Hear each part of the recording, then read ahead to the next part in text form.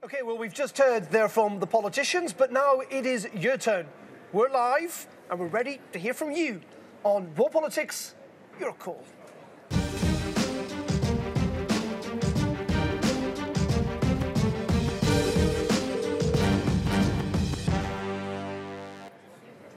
Well, another busy day, isn't it, with Brexit. We heard from Donald Tusk in the last couple of hours saying that the EU will only agree to a short delay to Brexit if MPs approve Theresa May's deal next week, and that is far from certain. But where does it leave democracy? Is democracy in the UK dead? That is certainly the claim of Donald Trump Jr.'s son, who said that essentially the will of the people has been ignored because of elite politicians in Brussels. Is he right? What do you think? And the second question we're putting to you tonight is Brussels versus Orban. Which side are you on? He's flouted the rule of law in Hungary. He's spread misinformation about migration, and he's actually smeared the European Commission president in a poster campaign. And just today, in the last couple of minutes, in fact, the European Parliament's biggest party, that's the European People's Party, a centre-right party, has decided to expel his political group, Fidesz. Suspend, in fact, and not expel. There was contemplation of expelling, but I understand it's they've gone for a suspension. So they've decided to suspend him from the ranks. So we want to know what you think, because many people say that he actually represents his voters. So get in touch. Do you want to see free trade with the United States? It's been an ongoing rocky road between the US and the EU. In many regards, things have got worse in the last couple of months, clearly with the Trump presidency. But after potentially the start of negotiations again, would you be happy to see free trade with the US? Would you be happy to see more American goods sold here on the continent? Again, let us know what you think. You know what to do. The lines are open. Pick up the phone. The telephone is free. It is 00800 333 3700 2. We are ready to take your calls downstairs in the basement of the European Parliament, sitting by. You can email us rawpoll@euronews.com. Or, if you prefer to use social media, use the hashtag #RawPolitics on Twitter or on Facebook. Absolutely. We're also live streaming on Facebook, so hello to all our viewers there. And joining us here in the studio tonight to answer some of your questions and your queries, we're delighted to say hello to Marietje Schaak. She's a Dutch MEP from the Alliance of Liberals and Democrats, and a regular face as well on Raw Politics. And Jonathan Bullock, you're welcome. It's a British MEP from the Brexit Party, sitting with the Europe for Freedom and Democracy here in the European Parliament. Great. We're going to look forward to, hopefully, a live discussion over the next 45 minutes or so. But first, let's go to Lyon and to your news headquarters and to Isabel, who's standing by with the very latest news this hour. Isabel. Good evening, Darren and Maeve. Well, these are our top stories. British Prime Minister Theresa May has officially requested a 3-month Brexit extension from the EU. She's hoping to buy enough time to get her twice rejected withdrawal deal through Parliament. The request has deepened divisions in the House of Commons. MPs launched into an emergency debate on the extension request this afternoon. European Council President Donald Tusk says the EU will approve the short-term delay, but only if Mrs May's withdrawal deal is approved next week. Former Bosnian Serb leader Radovan Karadzic will spend the rest of his life behind bars after losing his appeal at a UN court in The Hague.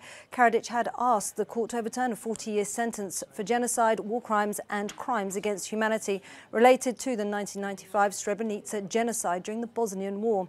Today, the judge said the original sentence was too light and extended it to life.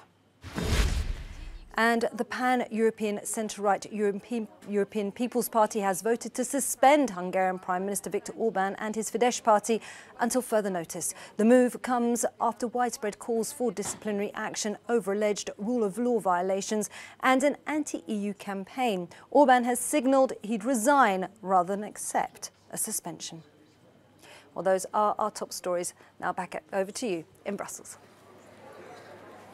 Isabel, thank you very much. Indeed, Joseph Daul in the last, few minutes or so has just tweeted saying that suspension will take place with immediate effect and until further notice. Following the vote, there was 190 in favour, 3 against. What it means, in essence, the decision made here actually in the Parliament. No attendance at party meetings, no voting rights, no right to propose candidates for posts. What it does mean, of course, is an expulsion from the party that some were calling for. And we'll be coming back to the issue of Orban and Brussels a little bit later. But first, democracy, is it dead in the UK? With the possibility that Brexit still might not happen. It's provoked a reaction from Donald Trump Jr. in the United States, a view undoubtedly, I think, shared by the US president, who's saying that the will of the people is likely to be ignored by elite politicians in Brussels. And these two elite politicians might have something to say about that. Well, my view entirely is that Donald Trump Jr. is right in that we are being ignored by politicians both in Westminster and in Europe. The British people voted by a majority to leave the EU nearly 3 years ago. That has to be implemented. We triggered Article 50. The House of Commons triggered Article 50. The manifesto of both parties at the general election said we will honour the result. If Brexit is stopped, though, it won't be stopped by politicians here, or indeed anyone in the European Union. It'll be stopped by Westminster. But and you're someone who campaigned on parliamentary sovereignty, on Westminster taking back control. But you have to implement the result of the referendum first. The referendum, which is above the Parliament, because the referendum was of the whole of the British people, that decided to leave the EU. That needs to be implemented. Well, Theresa May is certainly doing her best anyway to try and execute that. Maricha, what are your thoughts on that? I'm kind of mind-boggled when I hear that the people are ignoring Brexit. I mean, for what, 2.5 years now? We've been talking about it day in, day out. I hear about people in the United Kingdom that are sick and tired of it. They want to see where this is going. And your parliament, the directly elected representatives of the people, are fighting over what the best way out is. You know, they're debating about it. I really don't understand who in their right mind, especially Donald Trump Jr. from the other side of the Atlantic, seems to know that your parliament, your democracy is not functioning. You've yourself established a new political party. Why would you go through that if you think democracy in your country is in a near-death phase? Well, let's get some callers. I believe we have our first caller tonight. So Peter from Poole, thank you so much for calling us here tonight. And tell us, what do you think? Is democracy in the UK dead? Democracy in the UK isn't dead. We've witnessed that through the discussion in Parliament, despite the fact that the Prime Minister tried to shortcut discussion by frustrating the Parliament and by repeatedly trying to put forward her deal, which was rejected twice with quite a big majority.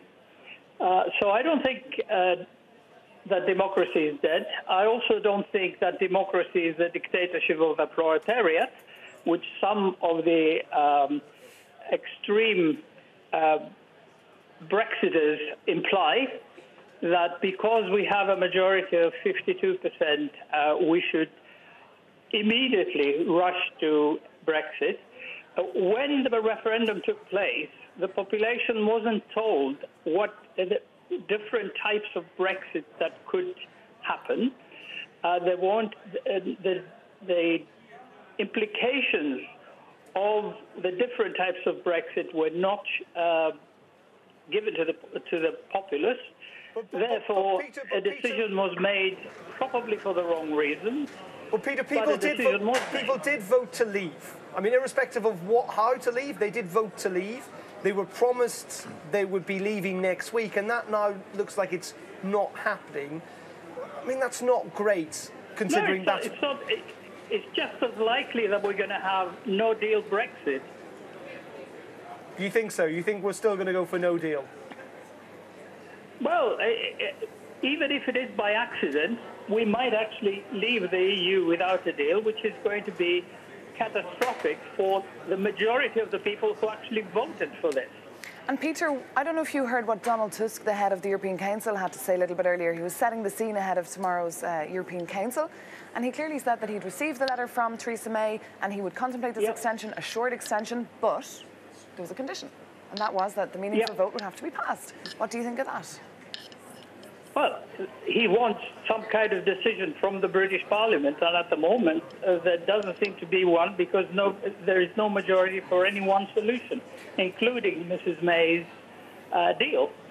And who's to blame for that? Many people would say Brexiteers. As in, if you backed May's deal, actually, you could have left next week. Exactly. Now, to put all this into stay with us, perspective, Peter. Yeah, we're just going to get what Jonathan has to say on that. Yeah, but May's deal would have just put us in orbit around the EU. It'd still be a rule taker. It could hive off Northern Ireland from the United Kingdom eventually. It wasn't acceptable. And I'd just say this, that about a no deal, World Trade Organization rules would actually be good for the UK. We always hear this. When we didn't join the euro, we were told our economy had been a mess, we'd suffer for it. In fact, we prospered without being in the euro. Immediately after the referendum, they'd say there'd be job losses, the stock market would crash. Exactly the opposite happened. The stock market held up, and also jobs have improved since. And so everything, all these scare stories have not happened. Peter, you were laughing during that. Has he not got a point? Yes, basically, we have to really examine what Brexit is about. Brexit has been a Conservative Party problem for a long time. There was a small minority of extremists in the Conservative Party that never accepted the fact that we joined the European Union back in the 70s. And they have dogged a number of prime ministers over the years. I remember John Major calling them bastards, referring to that particular group of people. So what has happened is that this small minority managed to swindle the population into thinking that Brexit is a good thing. You might be able to fool the young, but I'm old enough to remember in the 70s when Britain was considered to be the sick man of Europe.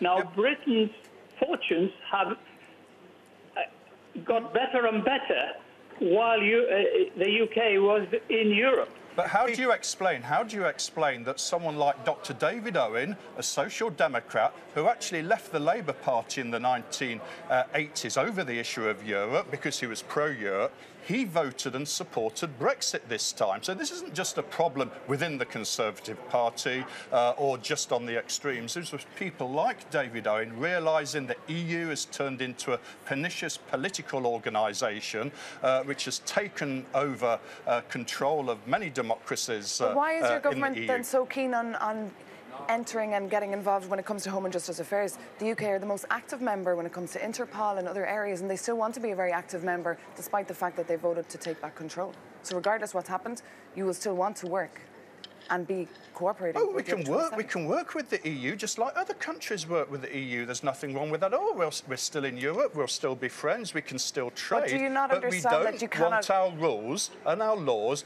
made by Europe, and the majority of the British people made this decision. You do, and you're cheerleading for these exact very rules because they benefit you and they keep Britain safer when you can cooperate with other countries when it comes to catching terrorists, for example. That's cooperation. It's not rule.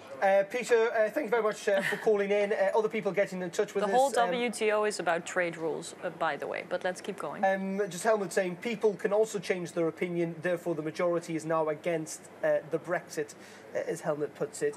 The problem with that is there doesn't seem to have been there seems to be a bit of a change, potentially, towards remaining inside, but not significant enough. For example, if there was another referendum in Britain tomorrow, it's possible you might get the same result, or Remain might win 52-48. It still would be Britain's still divided. Oh, Britain is probably more divided than it's ever been, and it's frankly heartbreaking to see the crisis that the country is in. And I think that there will be a lot more coming, also with economic impact, once Brexit actually materializes. And it's in our interest, I think, in our mutual interest, to make sure that it goes in as smooth as possible way, in a predictable way, and in a way that doesn't gamble with the Good Friday Agreement, that actually creates clarity for citizens and for businesses alike. I mean, Brexit, if it happens, there's still an interest, which I think is mutual, that it doesn't happen as some kind of cliff edge downfall, some kind of meltdown that we've seen, but that we actually are adults in dealing with each other and sorting this out. And it's a process that turns out to be extremely difficult on the British side, and it looks like they've got the process upside down. I mean, Theresa May is apparently now talking to opposition parties. I mean, gee, you'd imagine there would have been a good moment to do that over the past 2.5 years to see where parliamentary majorities for different scenarios might lie. And now, at the 11th hour, there's very little time, there's a lot of stress, and there's a lot at stake. So let's see. I hope we can all see a good end to this. But I think anyone who speaks about this frivolously is sort of ignoring the significance of this moment. And we've been trapped in this Article 50 process, which has set this timing going. We should have looked at other ways rather than using the EU's mechanism, which meant we'd end up with this problem. We all predicted it, and it's now happened. Many people pointed that out, that Article 50 was there to make things difficult, but there we go. The UK did start that process, nearly 2 years ago. On this question, we're asking you what Donald Trump Jr. said. Is democracy all but dead in the UK? We've been asking you online in a poll. There is still time to vote in that poll, but at the moment, 43% of you say democracy is dead, but 57% say no. Daniel tweeting in, who's also accusing us of fake news and propaganda, but is saying democracy is totally dead in the UK. He says the people voted for Brexit, and he says the central banks are putting all stops to it. But a sense, I think, of frustration amongst some British people that they think the process is not happening. We are going to take more of your calls on this issue, this very live, changing issue of Brexit after the break. So join us in a couple of minutes.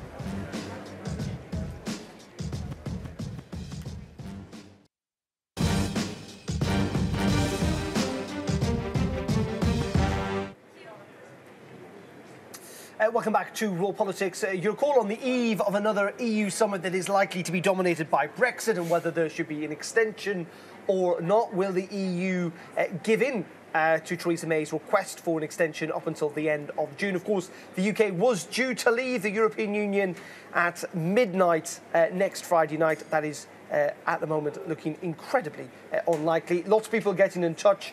Gary Vernon Wilson saying, rubbish, we want out now, we're fed up with the delay. Gav Jones also tweeting in saying, we need to leave the undemocratic EU now. We should be spending our contributions on our defence needs, pull out of NATO as well, and leave them to deal with Putin. So lots of quite vociferous views on this, and this all comes from the question we're asking, is democracy in the UK dead? It's the claim of Donald Trump Jr., who says the will of the people is being ignored. There you go. That's another debate on whether the UK should pull out of NATO. I certainly don't think the UK government would like to do so. But anyway, we'll continue with our Brexit chat and talk to Steve from Greece. So thanks very much for your call first. And what do you think? Is democracy in the United Kingdom dead, do you think, Steve? Yes, good evening from Rose in Greece. Good evening. Well, to be honest, if it's done correctly, I don't think it is. For example, can I just say 2.5 years ago, obviously I couldn't vote because I'm actually living in Greece for 13 years. 2.5 years ago, people voted on a Brexit that nobody knew what it was all about. Most of the people thought it was about immigration, etc., etc. Yeah. But there's another aspect of it, of a 48 to 52 majority. Now, I thought about this, and to be honest, talking to a lot of people, a lot of the older people voted to come out, whilst a lot of the younger people wanted to stay in and have freedom of Europe and educate and travel. But unfortunately, over the years, of the 2.5 years, a lot of the, well, a few of the older people have actually passed away, sadly.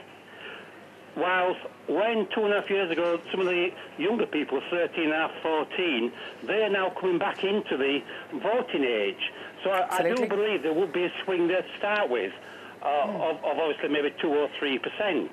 Now, if Mrs May gets an extension, all she has to do is to get an extension and have another referendum.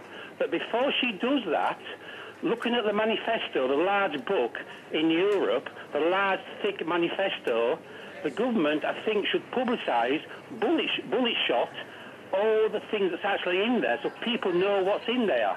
It's like a large Bible. and not many people read the Bible. But So Steve, everything. isn't the problem, Steve, if you have a second referendum and let's say the majority of people vote Remain, well then it's a score draw. Remain. It's a score draw. You go No, for. it isn't. No.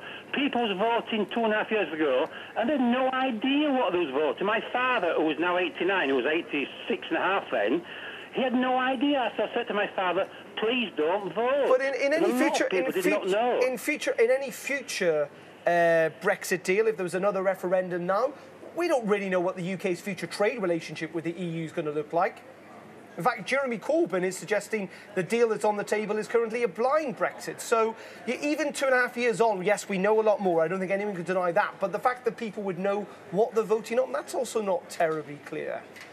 Well, there's a lot more clarity now. Everything was running correct in Europe until 2.5 years ago, I think. Steve, stay with us there on the line. We're just going to bring in Marietje Schaak, our Dutch MEP, to get her take on what Steve has been saying. Well, I think it's true that a lot has evolved. It's definitely true that young people voted for Remain in more significant young numbers, and I think that they've really been, dealt a terrible hand here by the Brexiteers and others, the Conservative Party, of course.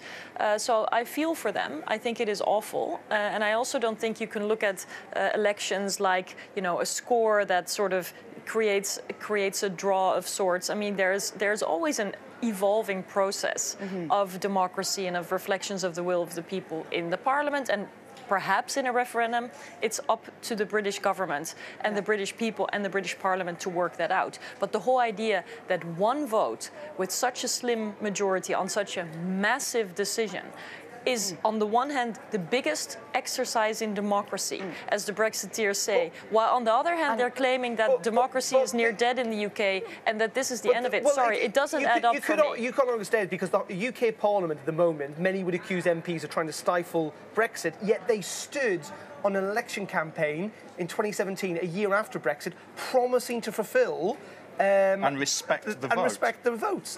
Which is proving to be mission impossible. But we talked a lot about young people there, and there will be a lot of young people coming to Brussels tomorrow, young people from all over Europe, including the United Kingdom, with the slogan, make love, not Brexit. And they'll be kissing each other, people from all various different nationalities, to prove that's much more attractive than everything we see in London. What would be your message to them, Jonathan, if you happen to bump into them outside the European Council? What would you tell them? I'd explain what goes on here at the EU, the way they've taken over the lawmaking of Britain. Well, you make the laws. I mean, your head of government comes to Brussels, your ministers come to Brussels. One of the things Tony Benn said, not my political cup of tea, he's a let's just tell the truth here.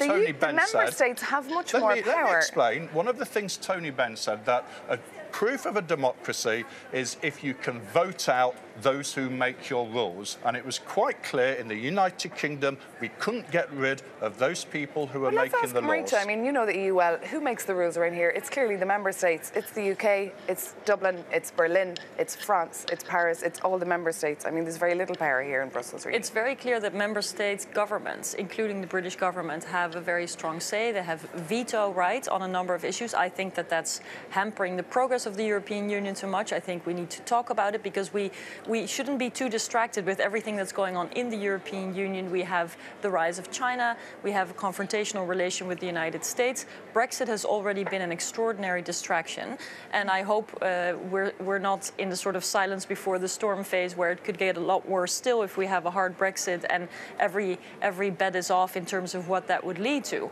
But we have to also be able to get things done, to work together on defense, as you mentioned, to work together on trade, as you mentioned. And it has to be done in an agile way. And I think that the vetoes that the member state governments still have, on the one hand, gives them a lot of power. On the other hand, doesn't help the EU moving forward. So yes, indeed, they have a lot of say in what happens. And many people would agree with what May's had to say, but the whole point is the British feel that they don't want their decisions to be made in Paris and Rome and Berlin. No. They want the Paris to be made I wish some decisions would be made in London. Yeah, that would be great. Very good. Let's go to Andrew, who is in North Yorkshire, listening in tonight. Andrew, is democracy in the UK dead? It is dead, absolutely dead, yep. Why do you think that?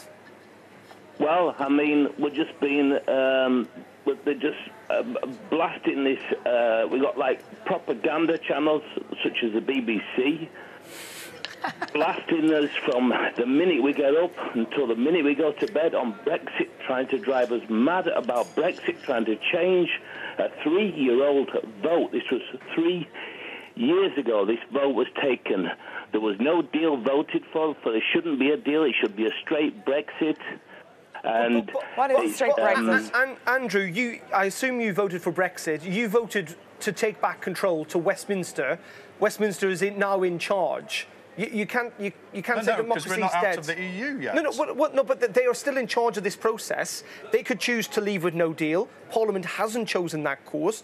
But you can accuse democracy of being dead or the will of the people being frustrated because Brexit was all about Westminster being in control. It might not be able to make a decision, but it is in control. I think it's out of control, but it's definitely the people's representatives there. They're not doing what we want. There's a bunch of elite in Parliament coming down on us, coming down on free speech. You know, I'm a big Tommy Robinson fan. You know, he's been arrested left, right, and centre. You put something of his on Facebook, Tommy Robinson. I put yesterday Tommy Robinson running for Parliament on Facebook. I immediately got a 30-day ban within 30 minutes. Okay, so you're happy? No, I know. And a lot of the whole thing, Facebook, the BBC, and the elite. Elitist. Well, on Euronews, it can all be said out loud. Long live the freedom of expression. They're not interested in the democracy of the people. Andrew, thank you very much indeed. And I must say, a Digital Ninja, who, it must be said, their picture on Twitter is the back of a female's head.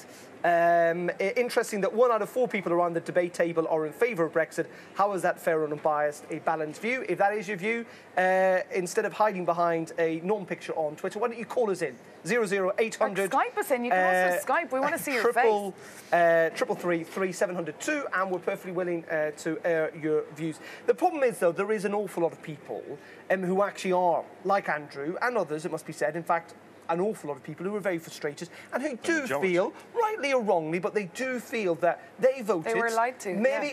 But they feel they voted for the first time, potentially for the first time in that referendum ever, the first time they engaged with the democratic process, and they feel that their view is being held back by, as Donald Trump Jr. said, elites, whether they be in Brussels or London. So I think the one thing people share across different parties and even across the channel is frustration. It's a frustrating process to witness. For us, it's a matter of witnessing because indeed Westminster is in charge. And there was, of course, the referendum, but there's also a parliament that in a democracy still plays an important role. And what you see is that some people may say that they're not heard, but the people don't agree. And that is a very normal state of being in democracy. It's not like majority rules and everybody else just gets to swallow whatever the majority says. And I think that the challenge is now to work it out between very different opinions in a democracy. And of course, that's going to lead to frustration and even heartbreak on the part of others. But I think the process isn't finished. In fact, it's maybe even coming to a sort of peak only now.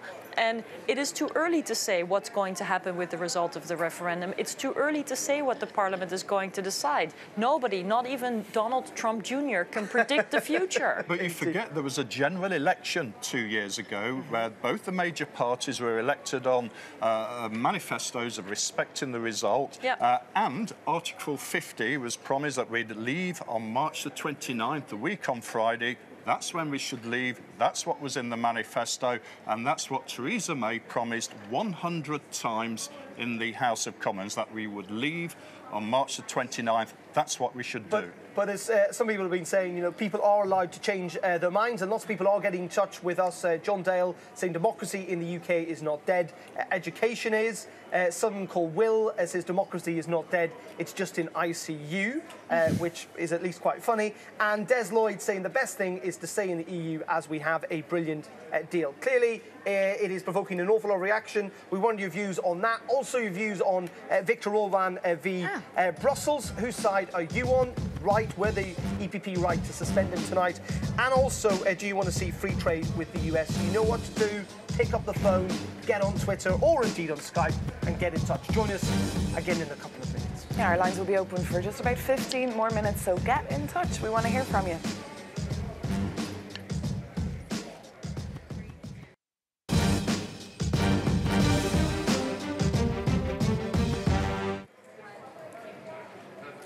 Welcome back to Raw Politics. Interestingly, in the last hour or so, of course, the European Parliament, the biggest party here, the EPP, has decided to suspend Viktor Orban's party from its grouping. The great thing about sitting here is, because we're right in the centre of the European Parliament, we have seen Joseph Daul, who's the president of the EPP, go down the escalators over there, and Manfred Weber, who is the head of the EPP in the European Parliament, walk by. They may sometime come on and sit down and join us. Otherwise, though, what you are talking about, and very keen to talk about tonight, is Brexit and this idea about democracy in the UK potentially being dead if the referendum result was changed, or indeed even if there was a second referendum, and more people calling in. Yeah, Brexit is just a huge conversation starter. Everyone has something to say about it, and thank you so much for all your comments so far and your calls.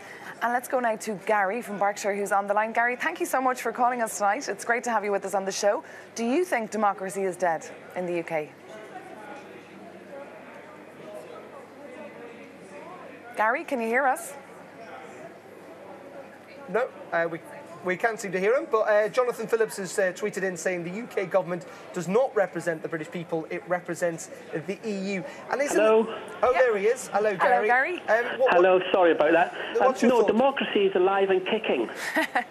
Democracy It really is, but the problem is lots of us don't like what the democratic message is. And I've listened to Jonathan through the programme. The party has gained immeasurably by a democratic decision of the UK in the 1970s. They have benefited by being able to put councillors into council positions, albeit they've almost been wiped out. They've been able to put MEPs in the European Parliament, albeit they've almost been wiped out. So they have benefited immeasurably. So to say democracy is dead is completely incorrect, in my opinion. Okay. You've benefited from this, Jonathan.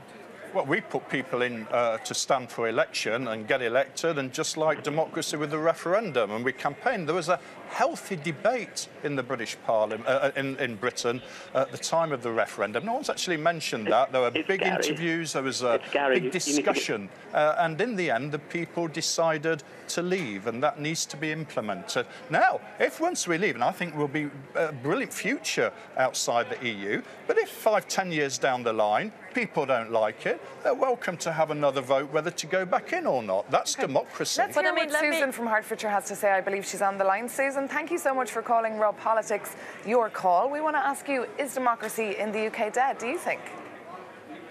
Democracy is alive in the UK, and it will come even more alive in the next general election when people are given the opportunity to vote for politicians that actually do represent them. And what kind of politicians do you have in mind? Is there anyone that you'd like to see? I have politicians that stand on... I believe that I would like to vote for a politician that stands on a manifesto that actually believes in its manifesto and follows through with the promises of its manifesto. Do you think there will be an election? Do you think a general election is the way out of this kind of... Well, there obviously will be a general election, whether it's within the next year or the next 4 years, but that is when people will use their voice to demand that democracy represents them. The other point I wanted to raise is the lady presenting the programme. She suggested that the member states have power, but the lady from the European Union went on to suggest that the veto was going to be less powerful and used less in the future with the EU. And this is Guy Verhofstadt's view also. So are we going, if we overturn this result and we choose to remain within the EU will not be the place that we voted to leave. It is moving forward towards a more United States of Europe.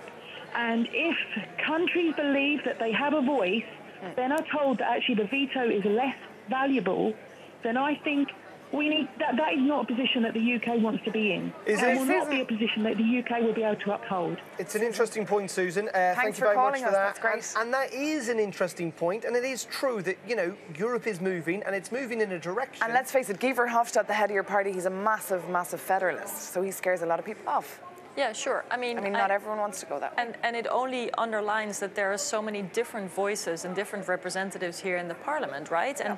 And UKIP would not have been represented in the large numbers that they were if they weren't here on the European level, using European taxpayers' money to fund the referendum campaign, etc. And of course, there's massive disagreement.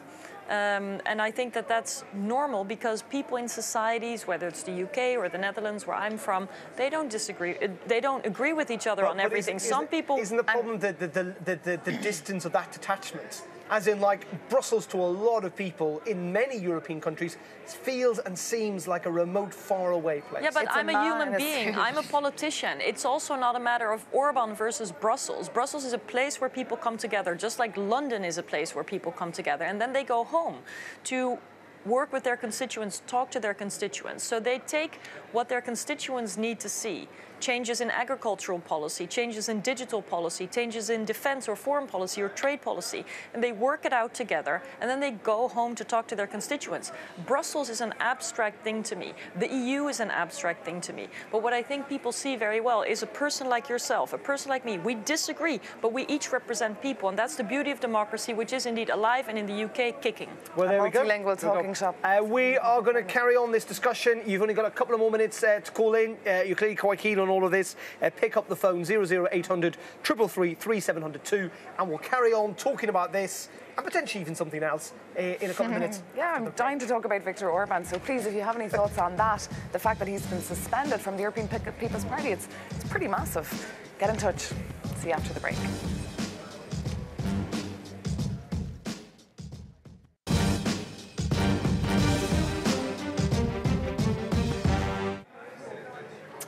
Welcome back to Raw Politics, Your Call, a programme a bit like European politics at the moment, almost entirely dominated by Brexit, but I say almost. Yes, because I believe we have someone on the line now to talk about Viktor Orban and the fact that his political party, that's Fidesz, currently governing in Hungary, has been suspended from the European People's Party. That's the centre-right party. It's the biggest political group here in the European Parliament. And we have Angel on the line from London who'd like to talk about that. So which side are you on, Angel? Are you on the side of Brussels? Are you on the side of Viktor Orban?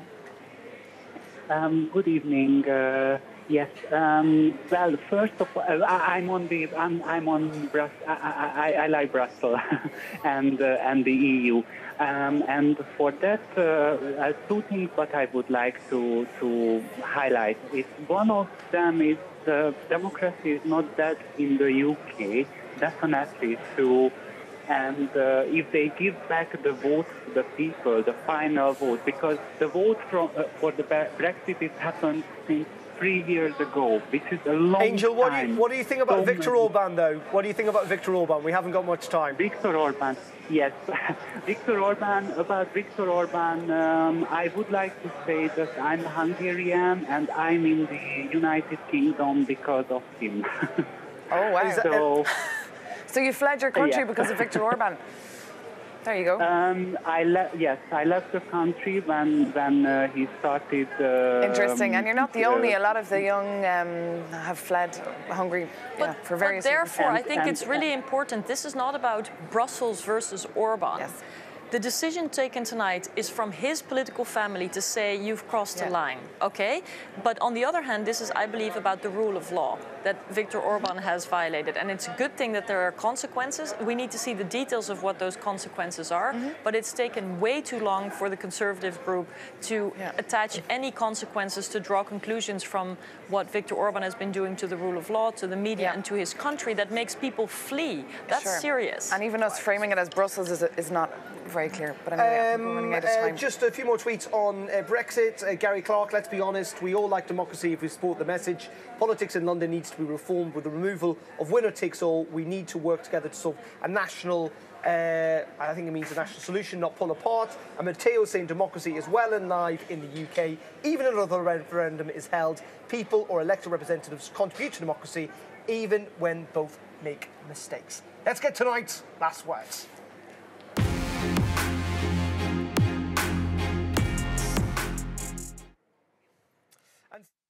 Away from Brexit, this comes from George Parker. He's the political editor of the Financial Times in London. He says, so if Tory Eurosceptics vote down May's deal again next week, they will hand over to 27 European leaders a decision on whether or not to let Britain's economy and businesses drop off a Brexit cliff on March 29th. He goes on to say that is a novel way of taking back control. There you go. Well, thank you so much for tuning in tonight, and thank you so much for both our members of the European Parliament for being with us here tonight and taking all your calls and your comments. We'll be back tomorrow right here from Brussels once again from the European Parliament with on the Raw Politics. council meeting. Your call. Thanks for watching. Good night.